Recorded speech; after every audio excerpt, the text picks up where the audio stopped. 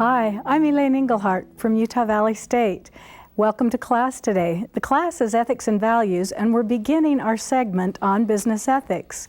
Hopefully at the end of each class period, we'll show a brief case study that shows an ethical problem happening in a business environment, and we'll discuss it amongst each other, showing the value of case study when looking at business ethics. Today I have a brilliant philosopher and professor of business, Bonner Ritchie. Thanks for joining us, Bonner, and we'll get back and get an introduction from you, but let me introduce you to the students first. We have Rhonda and John over here, and over here, Kisper and Luke. Thanks so much for being with us. And Dr. Ritchie, who is our Dean Emeriti and Professor Emeriti here at Utah Valley State College, has spent a lot of time at other universities as well. Do you want to give us your background? How much time do we have? Yeah. I finished my PhD at the University of California at Berkeley, and then went to teach at the University of Michigan, where we were starting a new program in organization behavior. It was a fun time. I was in Detroit during the Detroit riots and the conflicts, the racial issues, marched with Martin Luther King, and just had a very interesting period from 1967 to 73. Then You could kind of relate to this montage then, couldn't you? That looked familiar. I'll bet it did, yes. And go ahead. Then I went to Brigham Young University and taught there until 2000 when I retired. In the meantime, spent 7 years in the Middle East, teaching at the University of Jordan and Birzeit University in Palestine and American University of Beirut and in Cairo and Dubai. Had a wonderful experience in solving all the problems of the Middle East. And then came here to Utah Valley State and was interim dean for a while, trying to change the culture of the business school and get us started on accreditation. And now I'm a scholar in residence, which means I just talk and have no responsibility for the consequences of what I say. I think that the students here might just hold your feet to the fire on your comments here. I need that. And the thing about this being the Ethics and Values class, the students take it by broadcast, and so we have to represent to them what a typical class might be, and the students here to ask you questions about, what we also might find in a typical class. So, but they're supposed to be polite, right? They're supposed to be polite. Okay. And besides that, Bonner is one of the most brilliant people, truly. He is so brilliant and has accomplished so much in his life. It's almost a Walter Mitty life from the riots in Detroit and other areas to all the work you've done in the Middle East and been involved in peace talks, and how you've been able to take organizational behavior, ethics, and other specialty areas and really make differences in the world. So I can see you're blushing. Well, thank you. Today we're going to talk about Adam Smith, and Adam Smith has to be talked about. He's going to be the founder then of our modern system of capitalism. And we find Adam Smith then being born in Glasgow and even was kidnapped at age 4. I hadn't realized that. His uncle found him and he was able to grow up in the right family. But his father had died when Smith was just 6. But he was a brilliant child and went on to the University of Glasgow, Oxford, and other places. Tell me some remarkable things about Smith that you enjoy. Just one funny little issue. When he was kidnapped by gypsies, his uncle said he had to rescue him because Adam Smith would never make a good gypsy. So he had to get him back from the environment that he couldn't cope with. Adam Smith is generally regarded as the father of economics. He really wasn't an economist, though. It's interesting, he was a political philosopher, and he was concerned about the behavior of the state and the behavior of governments, and he was very critical of much that government did or didn't do. And so he was trying to find a way to make governments more consistent with economic development, with the economic well-being, with the utilitarian notion of the maximum good for the maximum number in a larger society. And he was really not very aware or very concerned with the details of economics. It was the larger public good that he was concerned with. And just a brilliant man as he started moving through his works and creating a very thick library for all of us on his theories of making money, of political philosophy, economic philosophy, and also what I would say is moral sentiments. And in 1959, the piece that truly established his reputation then was A Theory of Moral Sentiments.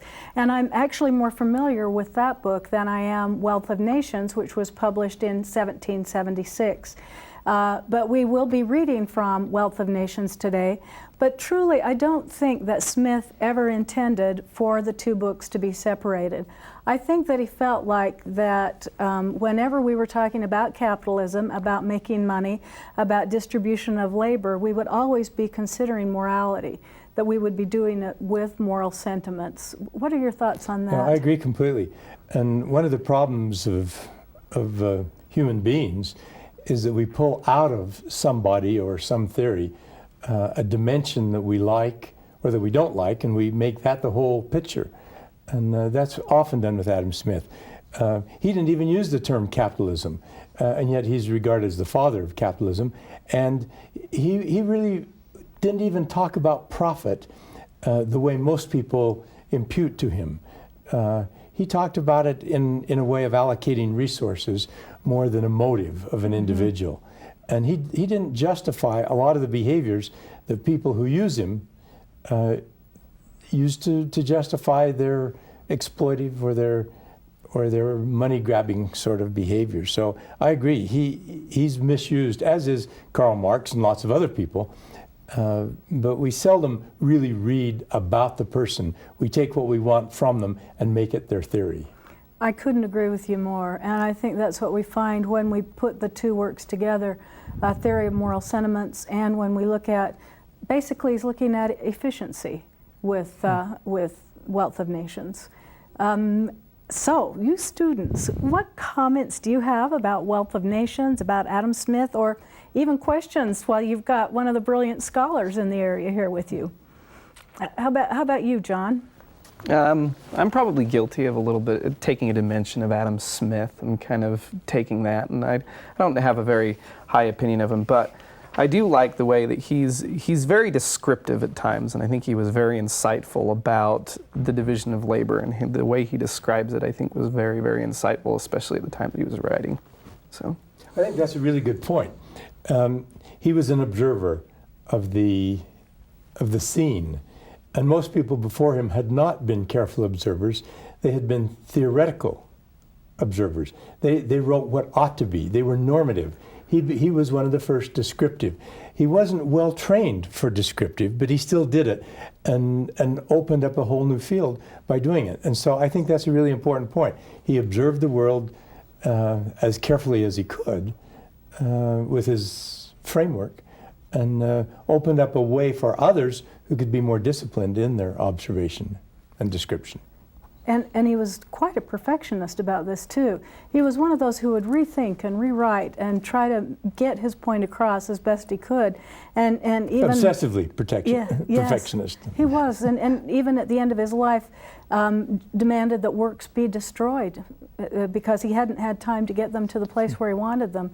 And I think there are a lot of us who would like to see some of those works. How about you, Rhonda? Thoughts on Smith?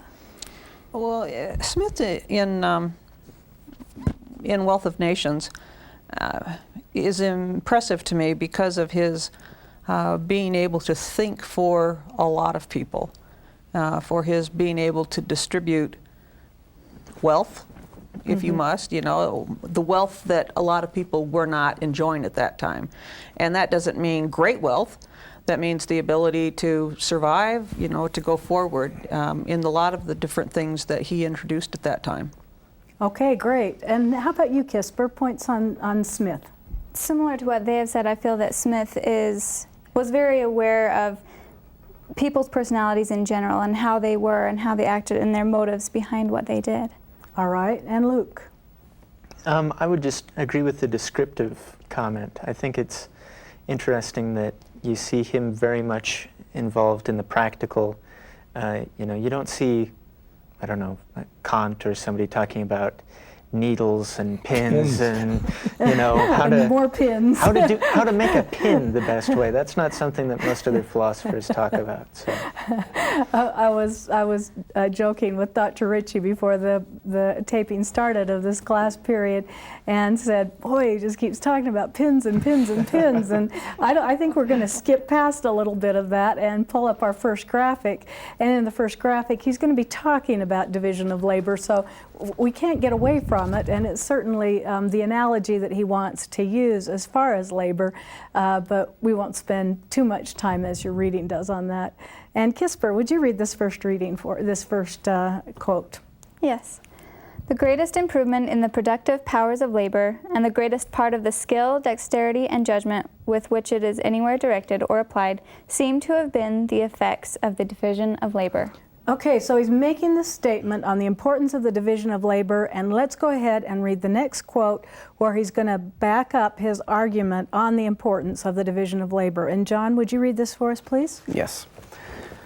Why division of labor increases the quantity of work. First, to the increase of dexterity in every particular workman. Secondly, to the saving of the time which is commonly lost in passing from one species of work to another. And lastly, to the invention of a great number of machines which facilitate and abridge labor and enable one man to do the work of many. Okay, and this is generally a test question because these are three of the major points that he makes. Anyone want to tell me why these are so important before we ask Dr. Ritchie about it a little bit? I would. Okay, Luke. I just think, you could ask my wife why they're so important, because I am so bad at them. For those of us who are a little disorganized and like to start over here and work on this, you know that you're not effective, and it definitely is much more efficient. It's logical and it works, and for some reason I'm just really bad at it. And I've never seen anyone more organized than Amanda. That's right. So we have some good sides to it and some downsides on this. Kisper, any comments on that?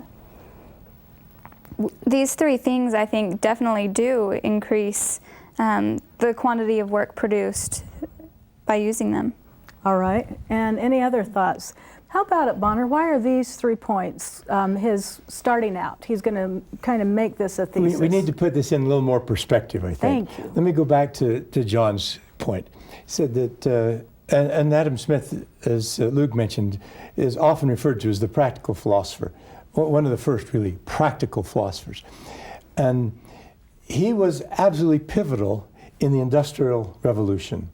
He both observed the beginning of it and provided a moral justification for the extension of it. He was right in the beginning of the Industrial Revolution, and what we saw was the beginning of the factory movement, the beginning of machines that we'd never heard of before, and we were moving from a world of artisan and craft, which was a cottage world, the cobbler, the miller, words we don't even use much anymore. We don't even have a concept for the people who did those things.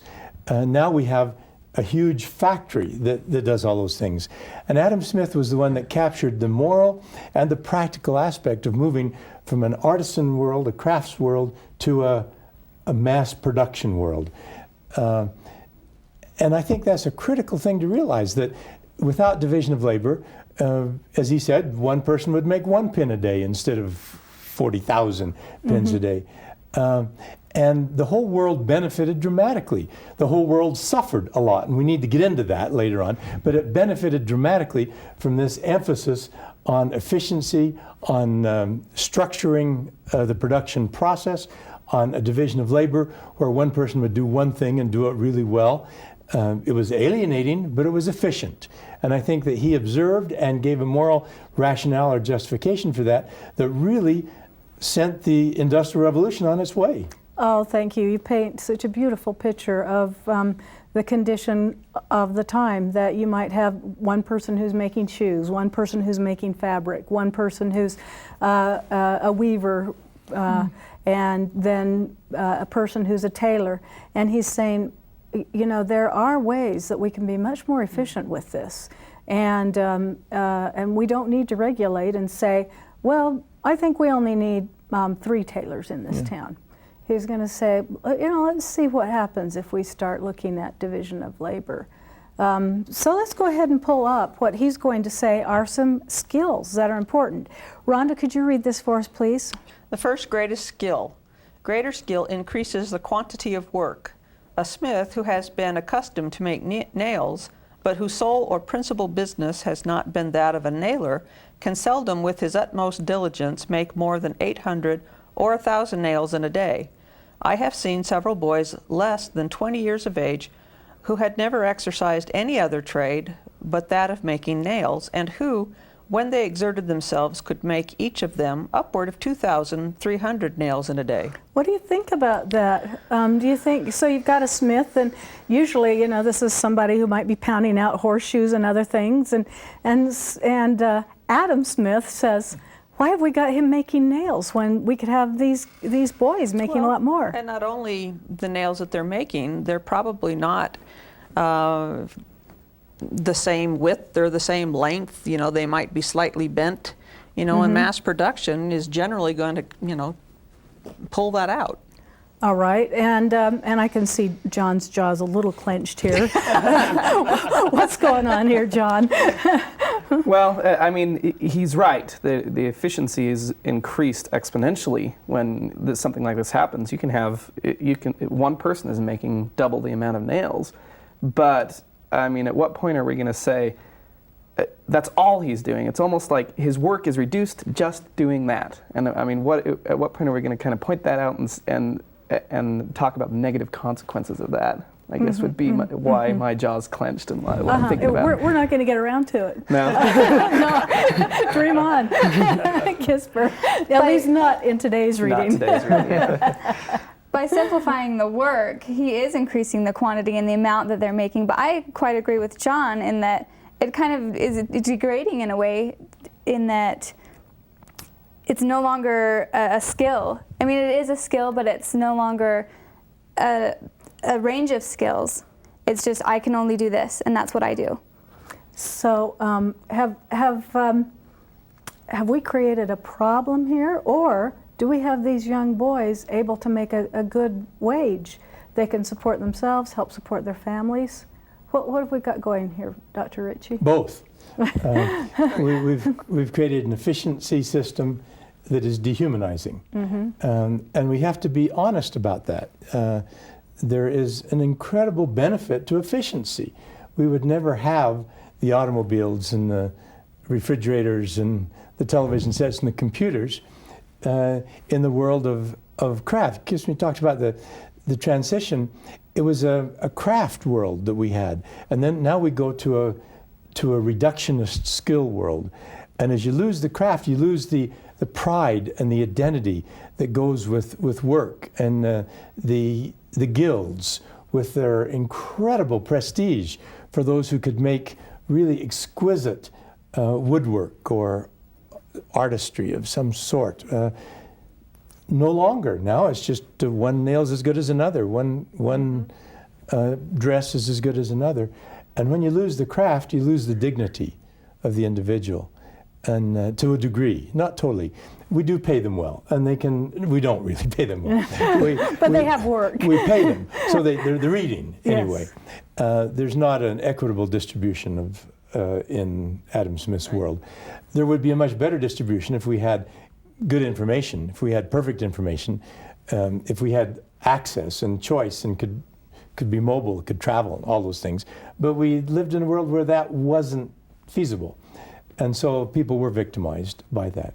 But people benefited, and that's the dilemma. All of life is a dilemma. This is another one of those great dilemmas that we have to live with. We were making big changes at this time, and some people ended up being those from whom we learned the lessons of these changes. Other people still work in these same types of situations, and they'll have other hobbies or activities outside of work. Work is there, and they can have benefits and bring home dinner to the family, and quality of life is outside of work. So we're really seeing these changes then, these big lifestyle changes. And maybe some people feel like that they have more access now to money, that they're being allowed, instead of being seen as a craftsperson of the greatest quality, that and they never could attain it, that at least they are part of this process. Yeah, that's right. Well, let's pull up the next graphic, and Luke, would you read this one for us, please?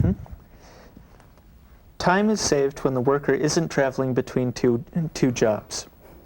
A country weaver who cultivates a small farm must lose a good deal of time in passing from his loom to the field, and from the field to his loom. When the two trades can be carried on in the same workhouse, the loss of time is no doubt much less. It is even in this case, however, very considerable. Thank you. And I start thinking about this time saved quote that we have from Adam Smith. And someone may be telling me, a craftsperson telling me, I not only did the weaving for this piece and put it together and sewed it, but I also grew. I grew what was needed to make it. And I might be willing to pay extra for that, but a lot of people aren't. What do you think about this notion here, where he's saying a country weaver doesn't need to be a country farmer too, so to speak? Luke. You know, I lived in Italy for a couple of years, and it was interesting to see that, you know, there are a lot more craftsmen still there. And I ran into a man who made shoes, and he made every part of the shoe, and he would even paint sort of the design on them. And they were incredible, and they were also incredibly expensive, but the quality of it was far beyond anything I had ever seen. It was that way with all kinds of things. And so, you know, having that pride in what you're producing, it definitely increases the quality of it. But the time, you know, he told me, you know, it would take over 20 days for him to make a pair of shoes for somebody. And you know, that's considerable, and it wouldn't cut it in America, you know. Why would it not? Why was it not cutting it at the time, and certainly isn't going to cut it today, Dr. Ritchie? Economics is a weird phenomenon. You know, people need to eat, and we had Malthus and Ricardo and all these people talking about the disaster of too many people and not enough food, too many mouths to feed and not enough bread to go in them. And so we had to get efficient. And by far the biggest revolution at this time was not the machine shop, it was the farm. It was agricultural. It was the fact that we had to learn to produce more with less. We had to make our fields more productive. And Adam Smith doesn't talk a lot about that, but that was the backdrop where he was describing that we couldn't survive unless we became more efficient. You couldn't survive with the miller and the cobbler and this craft world. There were too many people. England was overcrowded, and we've got to become efficient for survival. So it wasn't just the ideal of the craftsperson having the pride in their craft. It was eating. It was survival. And in order to become, in order to have fun and to have pride, we had to either reduce the population or increase the resource or something. It was hard to manipulate all the variables. Something had to give. Yeah. And another reason why Adam Smith is credited as the father of economics, but hadn't really intended it. So, and as we mentioned before, he was a philosophy professor at Glasgow. So hadn't intended to be an economist, but did end up making important contributions there. And let's read the next graphic, which tells us a little bit more about the dreaded machines. So Rhonda, would you read this for us? All right, this is the third greatest skill, which is machines. Machines were invented by workers wanting to ease their own labor. In the first, fire engines, a boy was constantly employed to open and shut alternately the communication between the boiler and the cylinder, according as the piston either ascended or descended. One of those boys who loved to play with his companions observed that by tying a string from the handle of the valve which opened this communication to another part of the machine, the valve would open and shut without his assistance, and leave him at liberty to divert himself with his playfellows. So John, we've got a pretty nifty machine going here, don't we? Absolutely. He's getting paid for his work, and he's got a machine. What's And he can play too. And he can play. I think we still have plenty of that going on. But so we have an upside. He's telling us a fun thing about machines. Absolutely. What are the good things about machines? Well, machines reduce the amount of really hard and degrading labor that we have to do. So, I mean, in another way, he's also describing something that is helping us in a lot of ways. So. Okay, so Bonner, can you tell us a little bit more about machines and this crafty little boy who could figure out how to spend more time playing? Yeah, the observation of the little boy and the boiler and the cylinders, kind of typical of Adam Smith, moving away from the exotic, from the esoteric, down to the really mundane, the really kind of silly little detail. He wasn't talking about the creation of the cotton gin or the steam engine, or the machines that became so important. People like Watt and Whitney, and he was talking about a little boy and a cylinder. But anyway, the critical notion of machines, we hadn't even heard much. You know, we had the movable type, which was a critical step in a process. That wasn't a machine, but it was a step in structuring work and in communicating. And so we had the beginning point, and now we just had an explosion in the mid-1700s of every conceivable type of machine to do every conceivable type of thing. And it was an exciting time. And a lot of it was done, frankly, by a serendipitous process of a uninformed non-scientist making this huge contribution. So Bonner, do we have the Industrial Revolution going on now, and do we have Adam Smith as a vital part of it? Well, sure. You know, we've had, in economic theory, in economic history, we talk about various industrial revolutions. This was the first one, and even that could be debated. You could push that back. But we usually talk about the mid-1700s as the beginning, the first industrial revolution. And then we talk about the second and the third, and what have we got now with information technology? What has Bill Gates done? What has Michael Dell done? You know, we've got this incredible revolution, and the accessibility of information, the overload of information, the burden of information. The same thing then, the benefits and the cost. But machines were critical to the world. You know, we have lights, and whoever heard of electricity at this time? Steam powered everything. Critical step. Critical step. Exciting. The little boy may have lost his job, but it was a critical step. We found out we really didn't need him there, but he can go work somewhere else. We'll find something else for him to do that probably makes better use of his talents anyway, if he's so clever. And I love how you say these mundane examples of Smith, because that's how we remember them. They have become classic examples, and we'll have a few more as we continue on in this class period. So let's go ahead and pull up the next graphic. And John, would you read this one for us, please? Yes. Excess of goods. This increase in productivity leads to an excess of goods. Every workman has a great quantity of his own work to dispose of beyond what he himself has occasion for, and every other workman being exactly in the same situation, he is enabled to exchange a great quantity of his own goods for a great quantity, or what comes to the same thing, for the price of a great quantity of theirs. Thank you. We're moving into a very important point of his then about bartering. And he's going to talk about truck, bartering, and exchanging. And he's going to say, this is really old. I mean, we've all had goods, and we've had excess goods, so we'll trade them for someone else, and we'll trade them with someone else for something that we desire.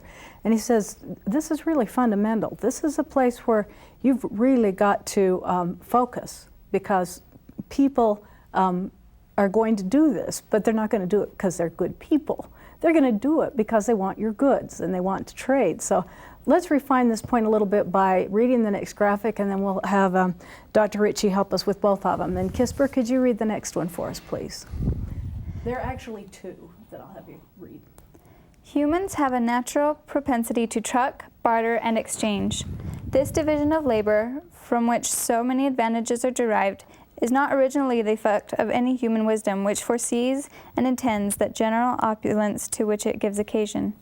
It is the necessary, though very slow and gradual, consequence of a certain propensity in human nature which has in view no such extensive utility, the propensity to truck, barter, and exchange one thing for another. All right, thank you. And so it's a human propensity then, Bonner. We like to trade with each other.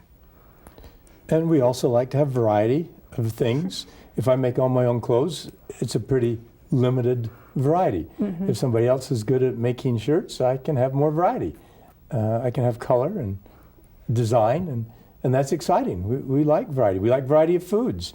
My single kind of bread is kind of limiting. I like the idea that somebody else can make rye and somebody else can make whole wheat. That's kind of nice. And I can't do all those things. So yeah, I want to find somebody who does something that I need, that I want. And that's not evil self-interest. That's positive self-interest. It can turn evil, but it's not evil at its root. And I think he's giving some good permission here too. He says, hey, this is a great thing to do. You know, this is a great way of spreading around the economy, of people finding value in the thing that you do. They're going to like your bread. They're going to like your shirts. They're going to like, you know, your shoes, whatever it might be. And so he says, you know, get out there and do what he's going to call truck, barter, and exchange. But he wants you to remember that there is a very necessary point behind this as well. And let's go ahead and read this next graphic. And Luke, could you read this for us? In almost every other race of animals, each individual, when it is grown up to maturity, is entirely independent, and in its natural state has occasion for the assistance of no other living creature. But man has almost constant occasion for the help of his brethren, and it is in vain for him to expect it from their benevolence only.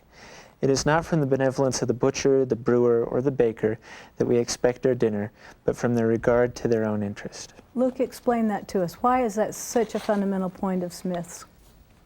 I think, you know, it's something that's so much a part of our everyday life that it almost, you know, is intuitive for us. But you go into a restaurant and you can order any number of things off of a menu, and it's not because a bunch of people showed up and delivered fish and, you know, meat or whatever because they wanted to be charitable. It's because they could sell it to the owner of the restaurant and make a profit off of it. The owner prepares it because you're going to buy it. And, you know, everything functions not because people want to give these things to each other or because the government tells them to, but because it's in their own best interest. Okay, thank you. So he's going to say, if I want variety, I can go to this restaurant. Someone's already worked with the restaurant person, and we all depend on each other, and that restaurant owner is going to depend on all his suppliers so that we can have a variety to choose from when we do go to that restaurant. So he's going to say, we depend on each other, but don't expect that this is benevolence only. Tell us a little bit more about why this is so important, Bonner. It's a funny thing, but in order to have a system work, you have to have a different calculus of values. I have to value the food more than the restaurant or the store, and they have to value the money more than the food. If they valued the food more, they wouldn't sell it to me. They need the money, and I need the food. And so I have to value the money less, and they have to value it more. It's not an objective calculus here. It's a differential. And we all have to have a different value system in order for the system to work. And let's be honest about it and realize what our value system was. How much do you value leisure? How much do you value variety in clothes and vacation, in cars, and in whatever you do? And you know, if you don't value it differently than somebody else, there's no deal. And that's a very critical part of economic theory and of life. And so even though maybe he's using terminology from 1776, where we're talking about the brewer and the butcher and the baker, it still transcends and moves right on into these notions that you're talking about. Yep. Very good. Well, let's move on to the next quote. And Rhonda, would you read this for us, please? Nobody but a beggar chooses to depend chiefly upon the benevolence of his fellow citizens. Even a beggar does not depend on it entirely. The charity of well-disposed people, indeed, supplies him with the whole fund of his subsistence. The greater part of his occasional wants are supplied in the same manner as those of other people, by treaty, by barter, and by purchase. With the money which one man gives him, he purchases food. The old clothes which another bestows upon him he exchanges for other old clothes which suit him better, or for lodging, or for food, or for money, with which he can buy either food, clothes, or lodging as he has occasion. Okay, so the system then, Rhonda, will take care of the beggar.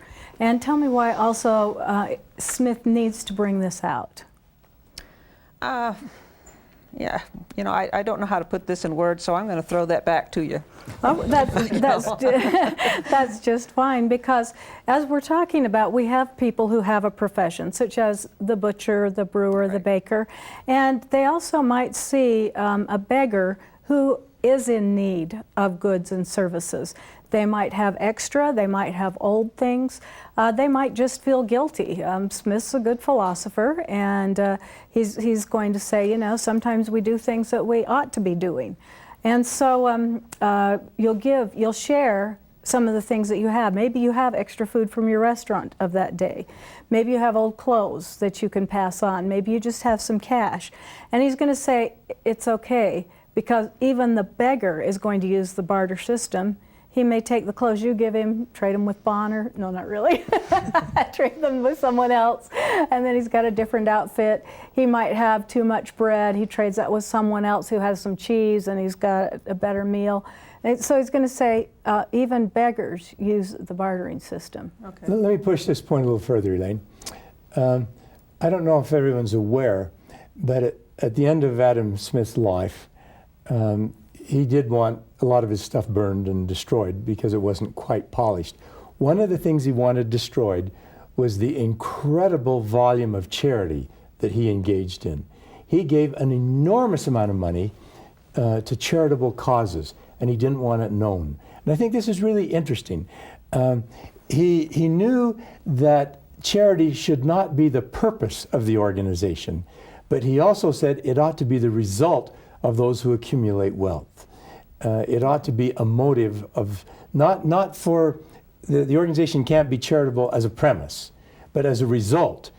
When you are lucky and when this exchange results in you having excess resources, you ought to give them away. And let me make one more point here. Oh, please do. You know, the Adam Smith Society really does like to focus on that too. This was one of did care about that. One of Adam Smith's primary purposes was to do away with mercantilism, which was the process by which a nation set itself up, primarily England, Great Britain in this instance. And he hated Great Britain, by the way. He was a Scot. He was not a Brit. British. And that's a very clear issue. Mm-hmm. But anyway, he disliked Great Britain because of their mercantile policy, where they accumulated surplus in order to put other nations, primarily France, maybe Germany and Italy, but primarily France, at a disadvantage. And so they accumulated resources, they had incredible tariffs, they did all these things to put everybody else at a disadvantage. He said that was all wrong. You ought to have free trade, you ought not have tariffs, you ought not have mechanisms that limit the choices of people in the allocation of resources. And you shouldn't accumulate a surplus at somebody else's disadvantage. If you do have a surplus, you ought to help other people. That's a key point for Adam Smith. It so is. rather than being the owner of something, you become A the benefactor. steward of it. Mhm, a steward. Exactly. And a benefactor to others. It's an outstanding point, and I think that the Smith Society, the Adam Smith Society, often makes reference to this very important point of charity. Let's read what he says about the next one and how societies do benefit from these variety of activities. I'm glad you brought up mercantilism, by the way. That was important. And John, could you read this for us, please? Prospective exchange encourages work, and thus the certainty of being able to exchange all the surplus part of the produce of his own labor which is over and above his own consumption, encourages every man to apply himself to a particular occupation and to cultivate and bring to perfection whatever talent or genius he may possess for that particular species of business. Thanks. So Rhonda, you have this prospect of exchange. How can that be motivating? There's so much motivation in being able to produce what it is that you want. You know, it talks about your genius or your talent, you know, being able to, I can't think straight. That's all right. You're doing great, because here we're talking about you can take a lot of pride in what it is you're doing. Luke likes it, and you've got something going here. And it also increases our supply and demand. Yes. So is he saying that it's not degrading to bring down these tasks to Not at lower all. levels? Not degrading. That's what it's saying, is so that it'll cultivate and bring perfection to those talents that they have. Very good. That's what's meant by that, is that we will have a lot of pride in someone say, I like your stuff, you know, I like the butter that you make. And the demand for your butter might grow, Luke, whereas the butter that John over here is making isn't quite as good, and the demand might not grow. And so we'll see Luke doing a better job than John. You still might be able to talk people into it, but... Or as I see also, that whatever valid occupation that you're using, you know, in order to create an exchange is valuable. It is. Whatever it is. It's only degrading if you don't want to do it, and if it subtracts from who you are. If it's something you want to do, then it's a very efficient system. If you're forced to do it, if you can't do anything else, then it's degrading. Thank you. Thank you. And Luke, would you read the last quote for us? And then Yes. Bonner will have you tell us a little bit about it. Increasing one's own revenue increases society's revenue. As every individual, therefore, endeavors as much as he can both to employ his capital in the support of domestic industry, and so to direct that industry that its produce may be of the greatest value, every individual necessarily labors to render the annual revenue of the society as great as he can. He generally, indeed, neither intends to promote the public interest nor knows how much he is promoting it. Okay, so in this particular reading, we don't have the notion of the invisible hand. But where does he seem to be moving into this in regards to the invisible hand, Bonner? And of course, that's the phrase that's probably identified with Adam Smith more than any other. And that's what he's saying here, is that as I pursue my own interests, as I do what I'm capable of doing, where I can make a better trade, where I can do something that you want, and then you give me money, then I can buy the car I want, that we're all better off. And that we don't do it with the idea of social good or a social utilitarianism. We do it with the idea of my own personal benefit, of how I can benefit, because I want that car. I want that benefit for myself. But in the process, the whole society benefits, and that's the invisible hand. The notion that we all go to where we can be better off. And that makes society better off in the final analysis. And that's the invisible hand. It only works, though, when you have good information, fair trade, a government that protects contracts, that engages in all the behaviors that they're supposed to engage in, and a government, by the way, that builds roads so you can move your goods. He knows, Adam Smith knows, that individual incentive is not going to lead to construction of bridges and roads. So the government's got to do it. So it's not that he doesn't want the government to do anything. He wants them to do everything that needs to be done to make the individual free to engage in optimal exchange. Optimal exchange, which is so important, because it's not like we need me as a grand poobah to say, all right, let's see how this is going. If you exchange this, then you'll be happy, and then you exchange this, and we don't need that. He says this invisible hand is going to take care of it. And that basically it gets all messed up even if you have someone from the government come in and try to regulate and say, well, I think that maybe we've got too many people making butter, so we're going to restrict this to just 6 of you now. He's saying, no, no, no. The invisible hand will take care of everything. I've even heard some people say that that might be the invisible hand of God, but my friend Pat Warehane says, no, it's not. But Adam Smith would not have said that. He was not a religious person. But an example of that, the logic of the Politburo deciding what everybody needs is kind of an interesting concept.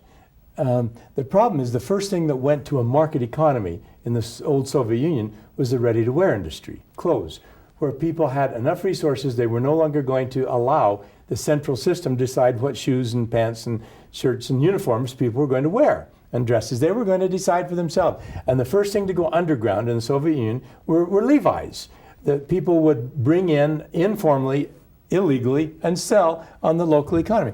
When people had the resource, they wanted to do what they wanted to do rather than having Moscow tell them. And that's validating Adam Smith. I love that example. How I see this is if capitalism, as this has been explained, is an absolute freeing rather than, buckling down people or telling people what to do. There's a freedom in this. And he doesn't want there to also be anything seen as vile. Right. You're free. This is up to you, and you can do these exchanges. Now we can see how there have been abuses in the system and how things have gotten much more complicated. And when I teach ethics, and particularly business ethics, Bonner, I like to bring in cases. I think that so often we learn from cases. How are you with the case method? I agree. I tell stories all the time. You do. And yours are incredible experiences that you've had. And I've got a case it's that we'll pull up and watch as a class, and then we'll go ahead and discuss it and see what points Adam Smith might have learned from this, or how he might have been able to teach those who are part of this case. So can you go ahead and roll that for me, please?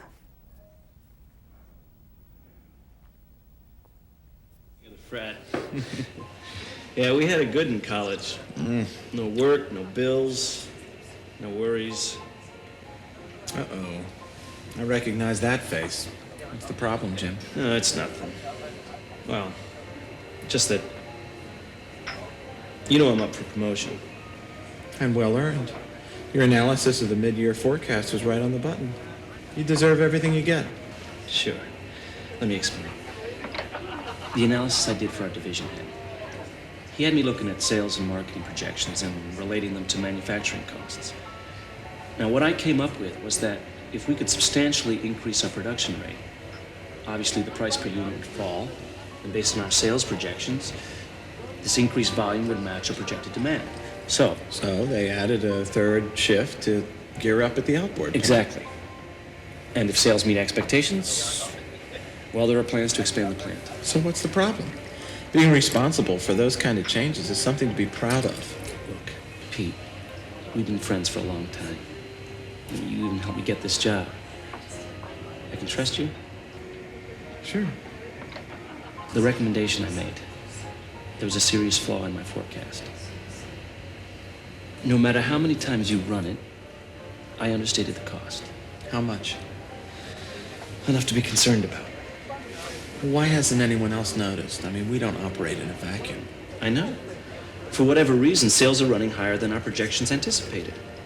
We're making more money because we're selling more product, but we're not making the kind of money we should because the cost per unit is higher than I had predicted. And also, I'm sure no one else noticed because we're only talking about one product line here. What are you going to do? I could tell the truth, or I could come up with some other reason to explain the deviation from my forecast. That's a toughie. If I do tell the truth, it could really screw up my promotion. Well, as I see it, you have one other choice. You could cut your losses and tell the truth. You could make something up to cover your mistake. Or you could keep quiet and wait and see what happens. When I think of them adding another shift, there's no way they can keep those workers if sales fall off. I may have something for you. What's that? Well, this afternoon, I got the latest sales projections on my desk. Now, I just glanced at it, and I didn't have a chance to go over it real well, but from what I saw, sales are running better, even better than had been forecast for the outboard division. Now, if that continues, that'll cover your mistake. Not really. Even if we make, what, $250,000?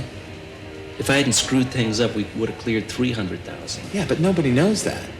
I mean, the increase in sales will cover any downturn your mistake may have caused. At least for the short term. Right. And by then, you can pull something together to show why we shouldn't proceed with the expansion. You'll be able to ride out the storm and everything will work out. Yeah, but what about those workers? They could get laid off.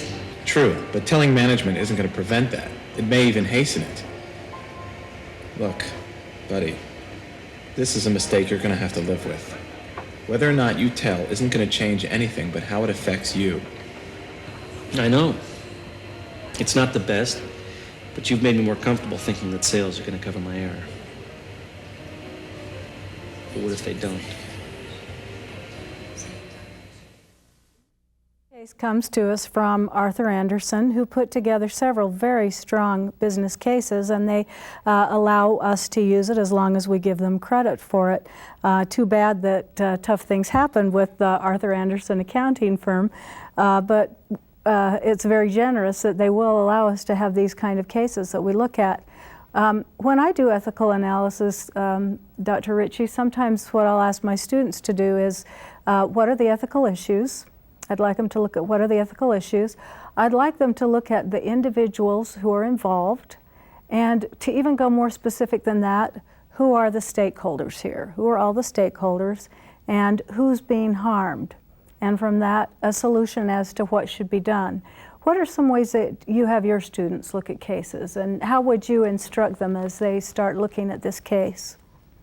Well, as a premise, Adam Smith would be very troubled with this because we don't have valid information. We don't have truth. We have concocted information. And that flies in the face of everything he talked about in terms of free enterprise, in terms of rational decision making and allocation of resources.